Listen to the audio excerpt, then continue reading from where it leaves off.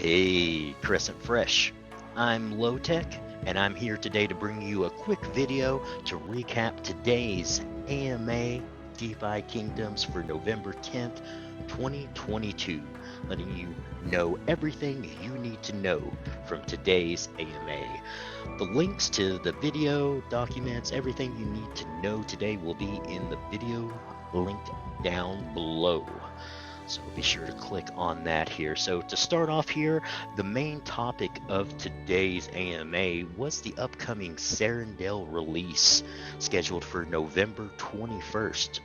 So coming up very soon, a week and a half away here. They did mention that there is no plan to currently delay the release due to the current volatility of the market. They do expect to have the November 21st release date, so very excited about that. So let's cover some of the things that will be happening on the 21st with the Serendale release.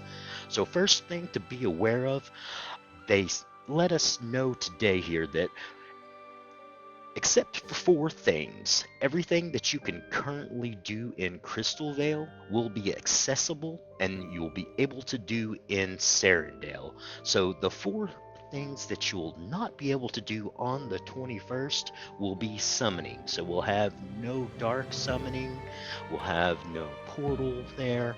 They did say that is coming soon after release, but on the 21st we'll have no summoning. We'll also have no item vendor. So in the marketplace we will have no item vendor there. I suspect that's kind of probably to build up volume there.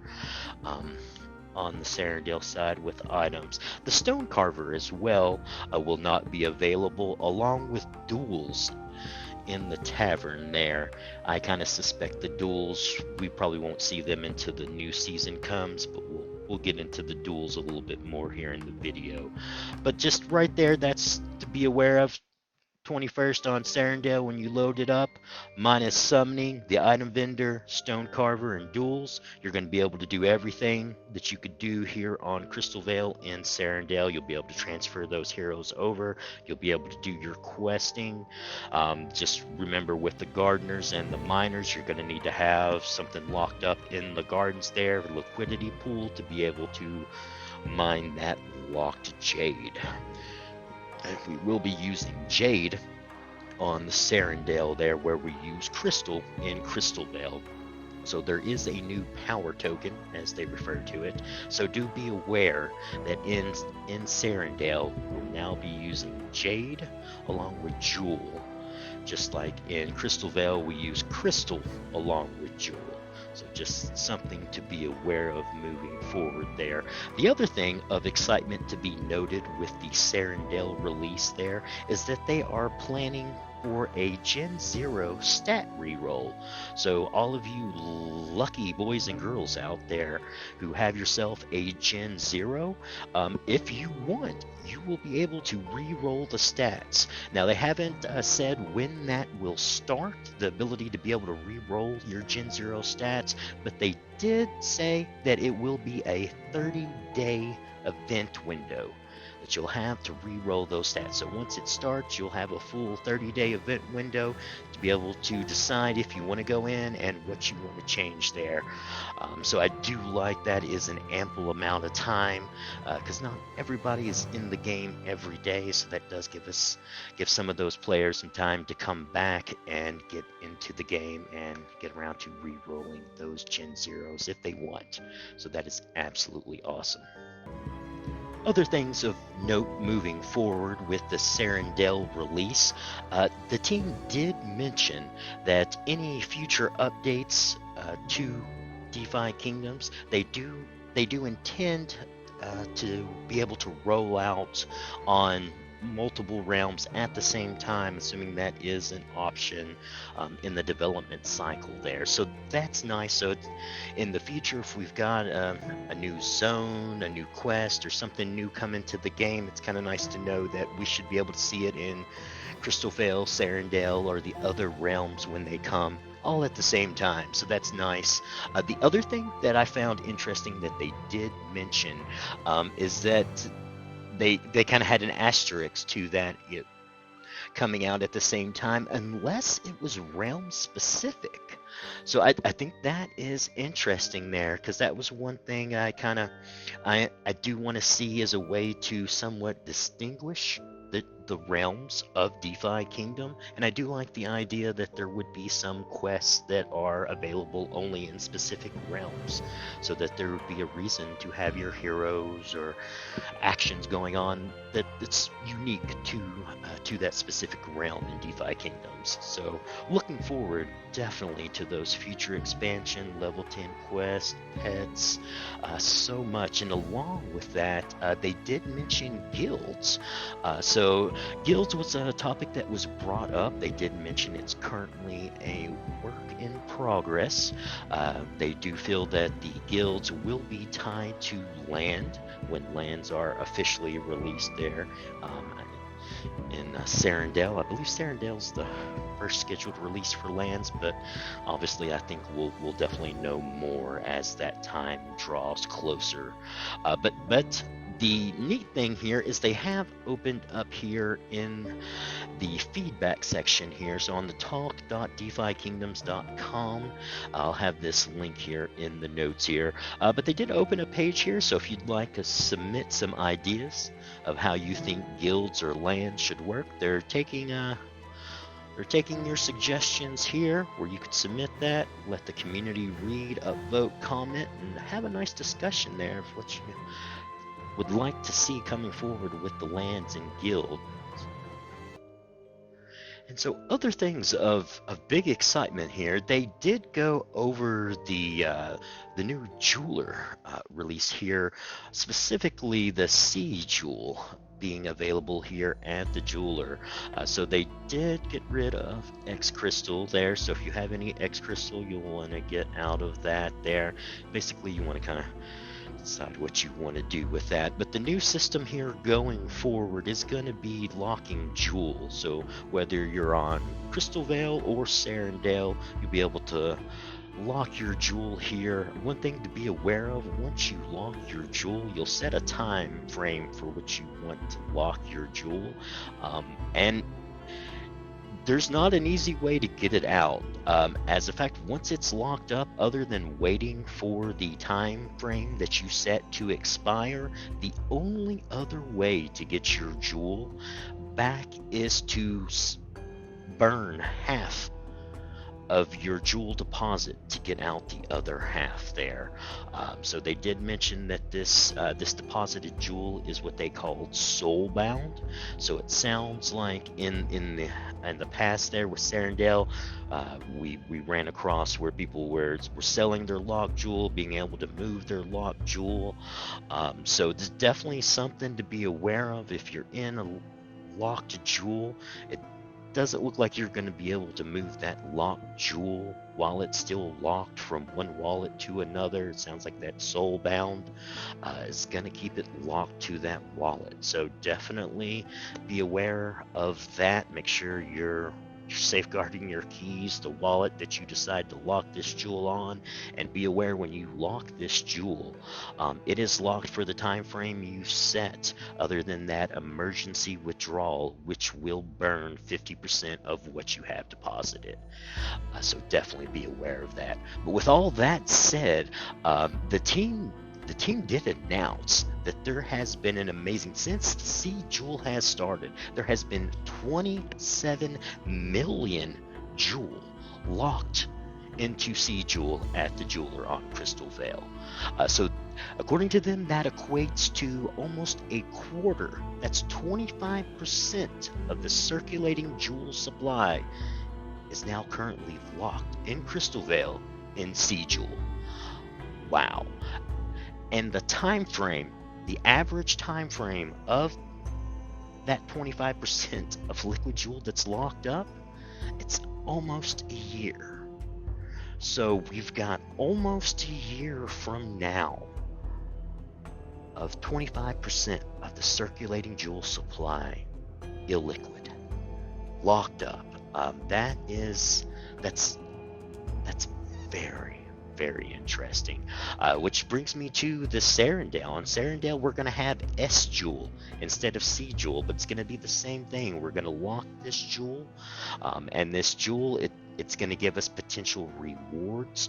We're still waiting on some more details here, but depending on and they've not let us know what the tiers of locked jewel are, like how much we need to have locked in order to receive some benefits.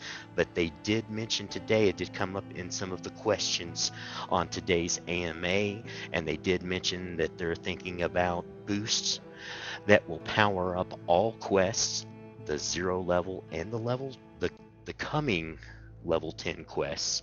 They also mentioned something pet related possibly as a bonus when you have locked jewel.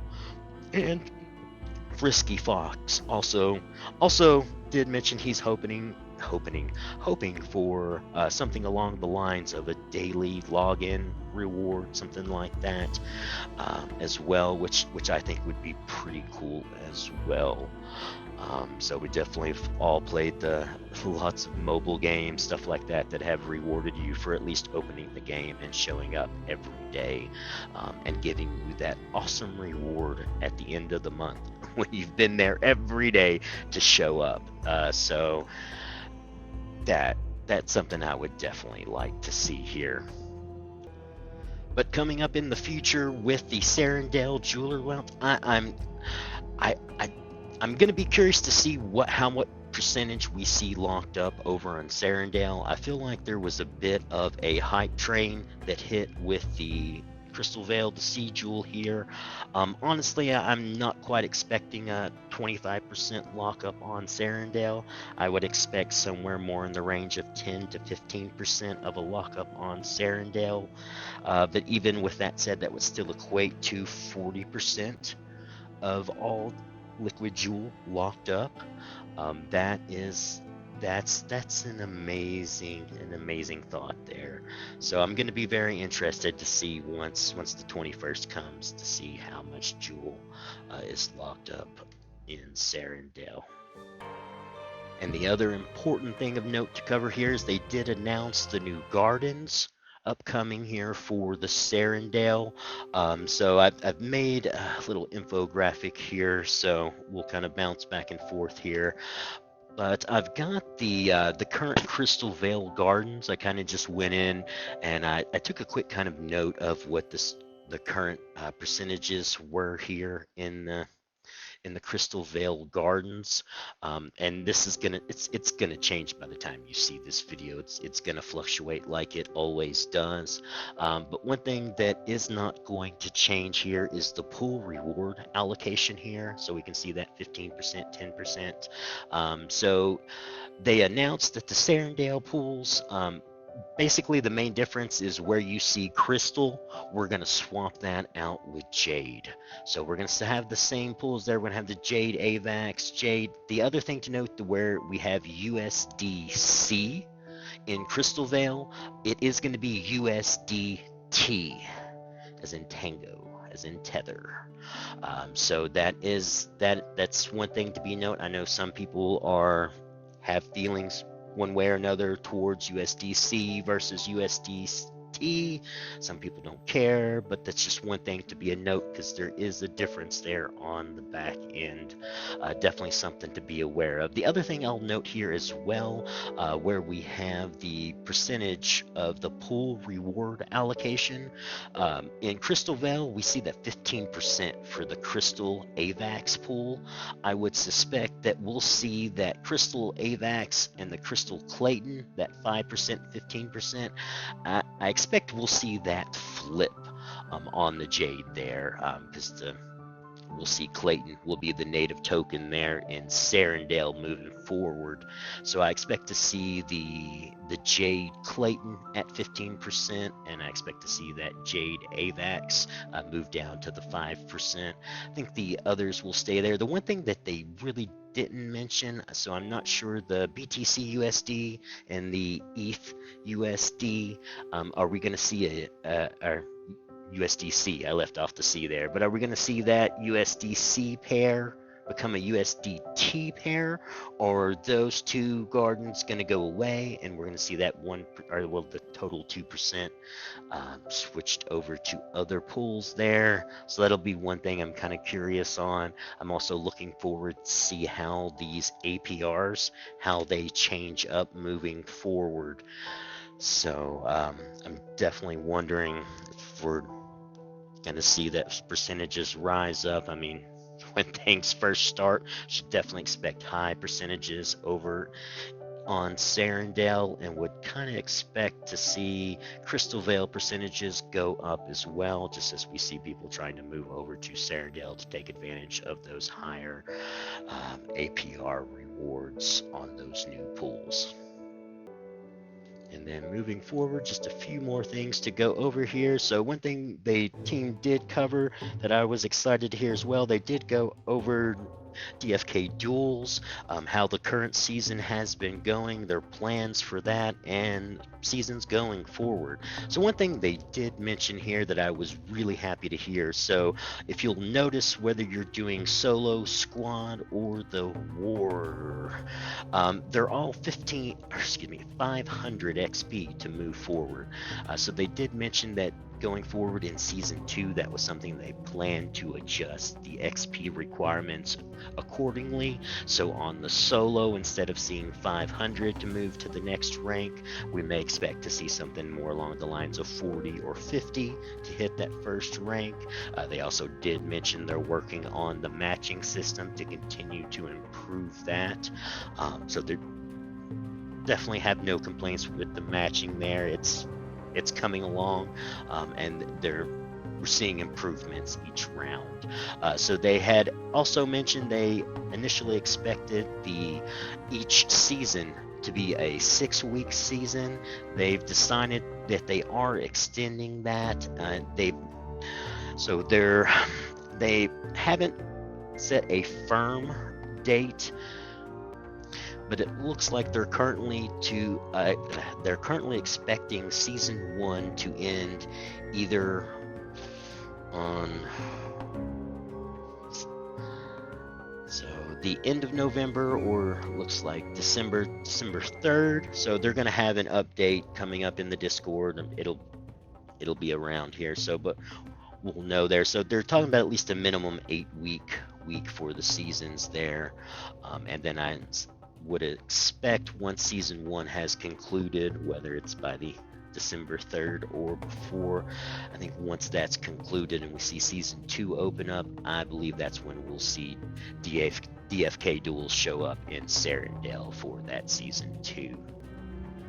Other cool things of note with DFK duels that they're talking about in the future is working on rewards for rank. So the higher you get in your rank here, they do plan on giving you rewards for each rank tier that you get to. And they also mentioned giving some kind of, I don't know if it was a badge, but a way to notate on your hero itself which season that hero has participated in.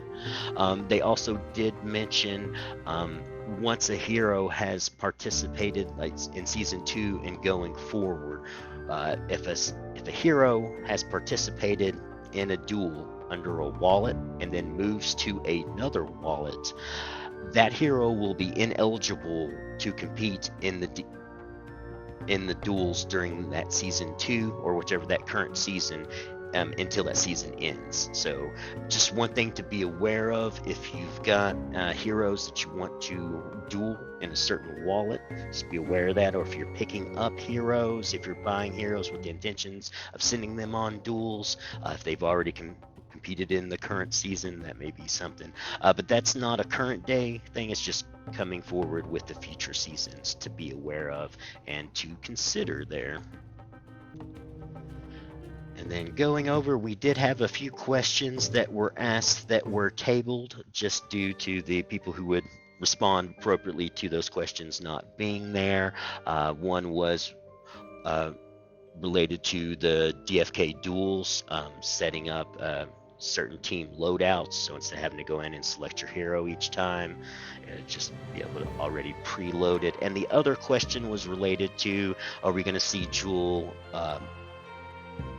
some kind of partnership with a centralized exchange in Jewel, like we can see it listed on Binance or Coinbase or somewhere like that, which of course we all want to see because that just is bullish for everything getting released there. But we'll have to wait to the next AMA to get some more information on that.